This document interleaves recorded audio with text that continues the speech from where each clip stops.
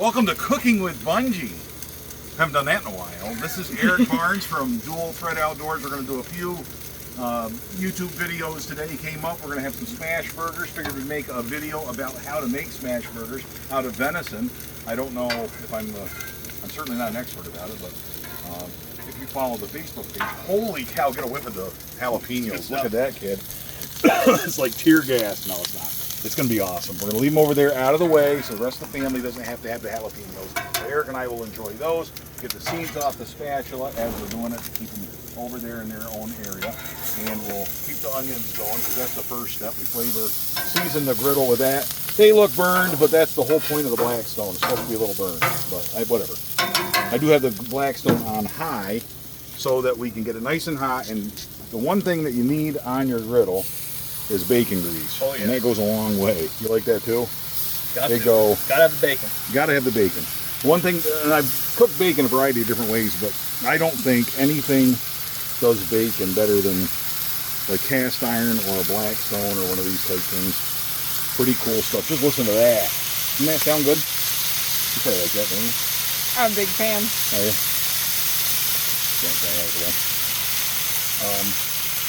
We probably don't need the whole... Throw it all on there. Throw it all on there.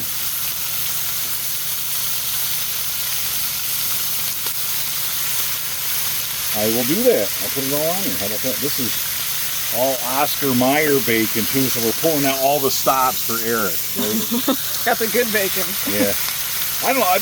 Bacon is hit and miss. There's some other ones that are pretty good, but man, I'll tell you, there's some that just don't cut the mustard. You know what I'm saying? We'll put that on there. Oh, we got a garbage can right there. How about that? Do that, and that can griddle away. All done.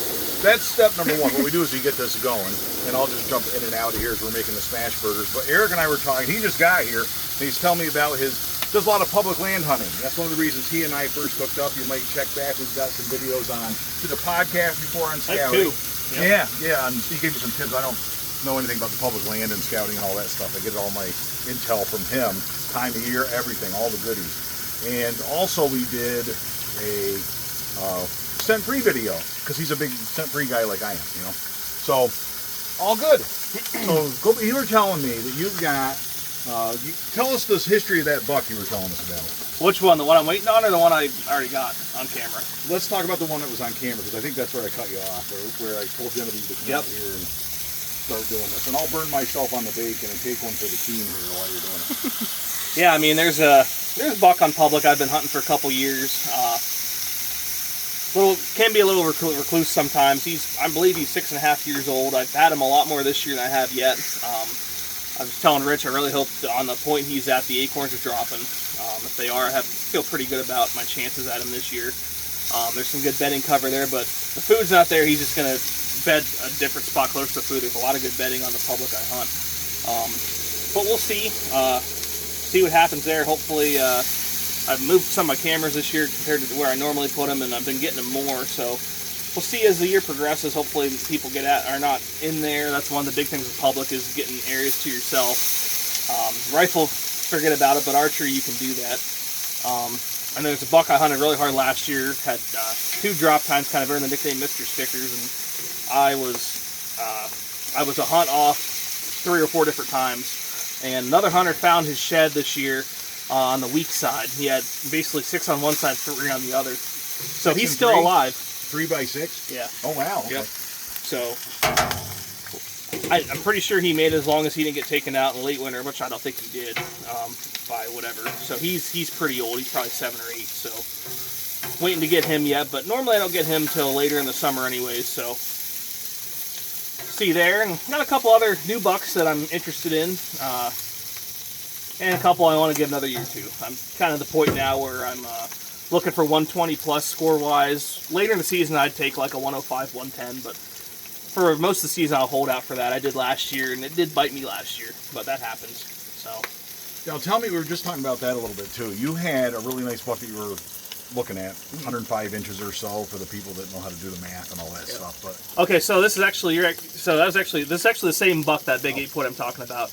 The year he was 105, I had him at full draw. This was before I had really shot a couple of my nicer bucks on public, and at that point I hadn't shot anything over 100 inches, so I would have taken him, but Had him at full draw with a compound bow opening evening, 2021. And as soon as I drew back, he stepped through some laurel right at last light, which, looking back, I'm glad he did, because I shot a 123-incher later that year being in the rut. So I'm glad with being that in, him still having to hunt this year, that happened. But no, the next year he really blew up to low to mid 120s, which I'd shoot pretty much any year. And I went out to Ohio, and we were into some deer there, but I got him 2 mornings there, 2 cold front mornings late October, and I was kicking myself. So I was telling While you were in Ohio. While I was in Ohio, I was getting those pictures on my phone, and I told Rich pretty much this year, aside from like, you know, a guided hunt or some type of outfitted hunt, you know, when I'm going out state for public, I'm just going to fly by the seat of my pants. If I kill, you know, a buck in PA by October, I'll plan a trip then. Until then, I'm not even thinking about it. So, but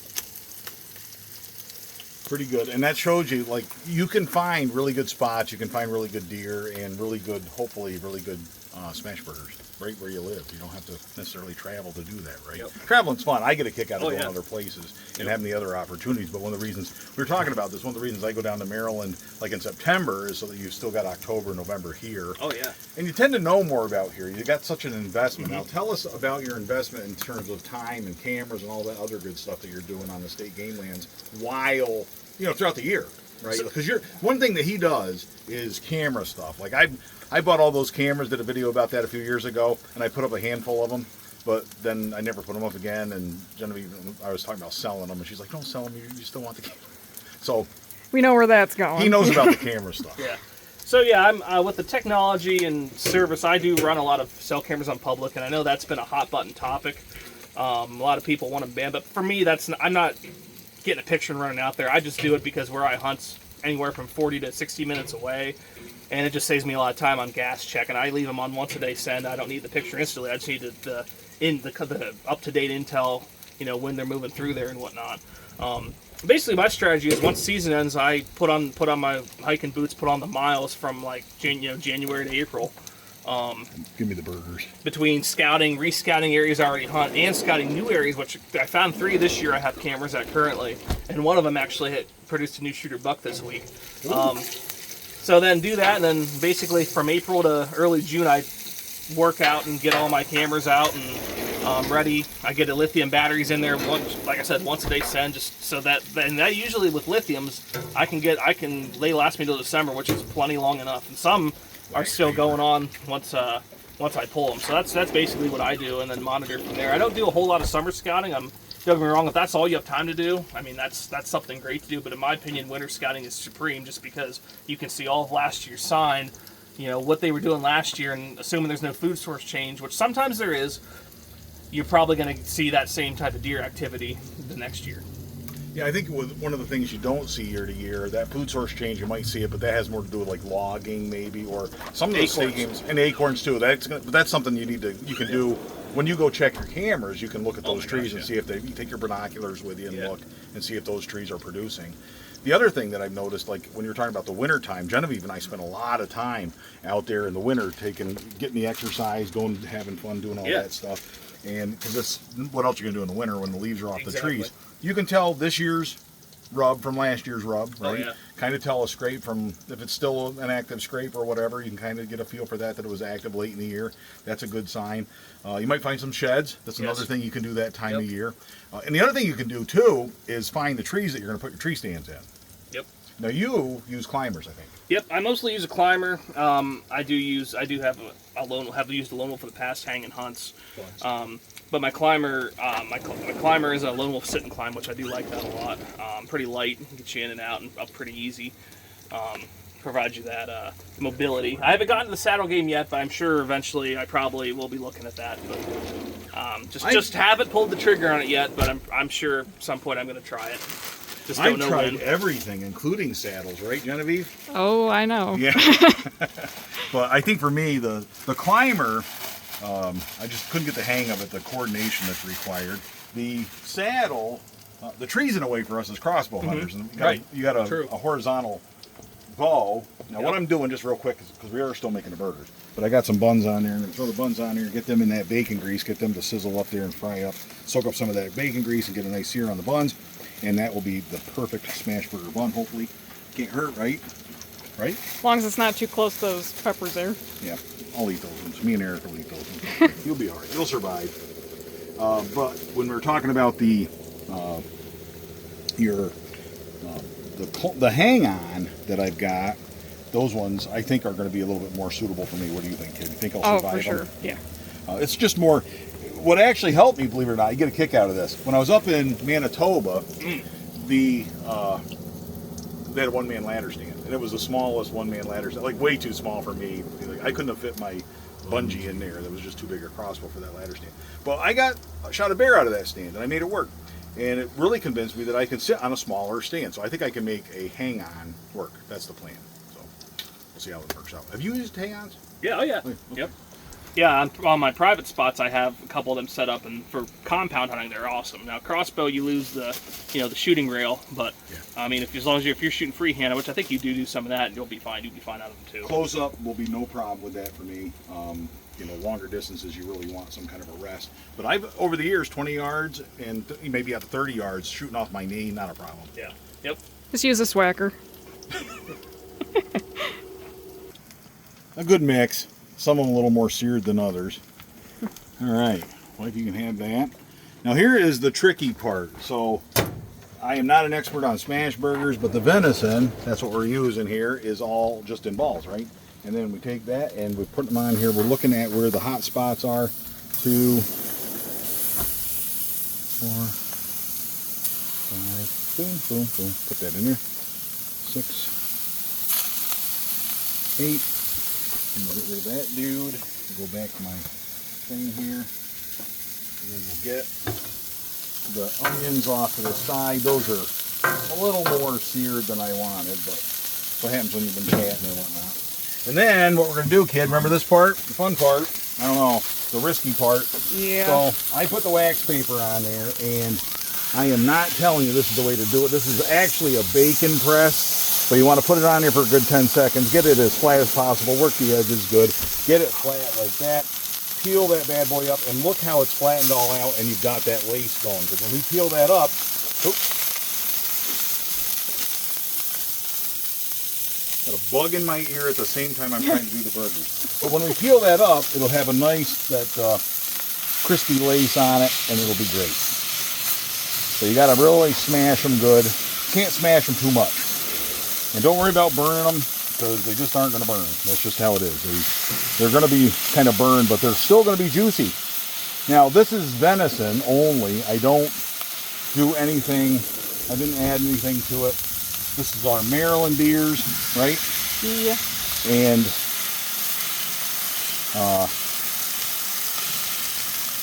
I don't add anything to it. The bacon will add the texture of the fat. I don't like doing that, but it's too hot to put in the garbage here. But the nice thing about it is that you get all that bacon fat is searing the underside of my arm. That's the important thing. What I do gauntlets for it. The punishment I take for friends of Bunjie, it's terrible. And me, because I'm going to eat these too. But you smash those out real good. And wife, you got one more sheet of... Oh, she does. Look at that. She got this covered. Yep, she got me covered. We've done this before. We're experts. Expert level. Should have seen us the first time we did these. This is why some of them don't get smashed as much as others, but they will all be good. Nope. And we're almost done with that guy. Get him a little bit more. Good deal. Get that off, let that drip off of there good, and get that all good. And now, when this cool off, we can put them in the garbage. We'll be all done. Look at that. Now, what I like to do, I take the farm dust. We got a little farm dust. We like that, don't we, kids? Love it. I don't know. It's just something we tried and we like. So, and I will farm dust these dudes up. And we'll do that. And then we're gonna, what you're gonna do, these things you gotta be careful flipping them, right? We're just gonna work them up like that, get them off of there, and then get them flipped. And then you can hear it sizzling. Now your beef, if you're doing beef, these will be a lot more you know, the fat will be boiling up through there. You can add beef to it if you want. You can make these, of course, with beef. But I think that they are just fine this way. And we've had a good run with them with just the venison. And I made them with beef, right? Because we've got family members who don't like venison. So, but we'll do that. Then we'll hit them one more time with the farm dust. And then we're going to cheese them up. And, oh, she's got cheese. Look at that. Well, I use American cheese. Hope that's all right. Oh, yeah.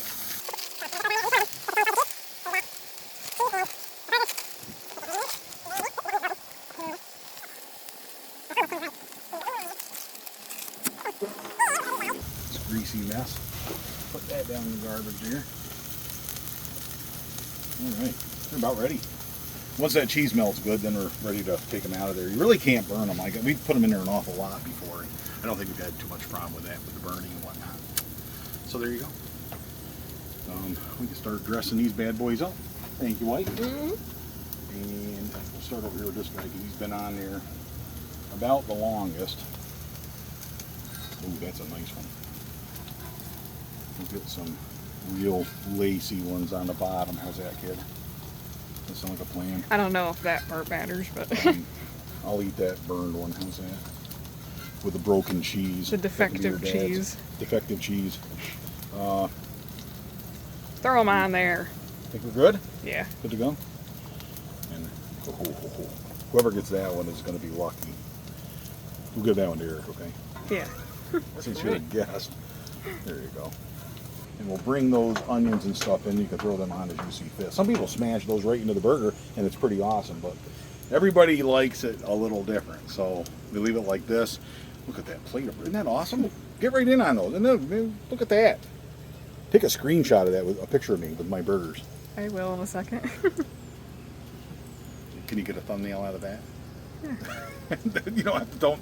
The other thing I like about the Smashburgers is you put your condiments, whatever you do, the ketchup, A1 steak sauce.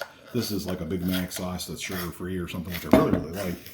That's good stuff. Turn that around for you so you can see it. Well, even the bacon got fried. Man, it's like overdone. But it will be good. And then what you do, so that's why you put lots of cheese on there, see? So here is your smash burger, your venison smash burger. What do you think of that? That's pretty good. Look at the lace on that. That's like not a bad burger. Oh, man. That's a winner. We're going to have to shoot more deer, Genevieve.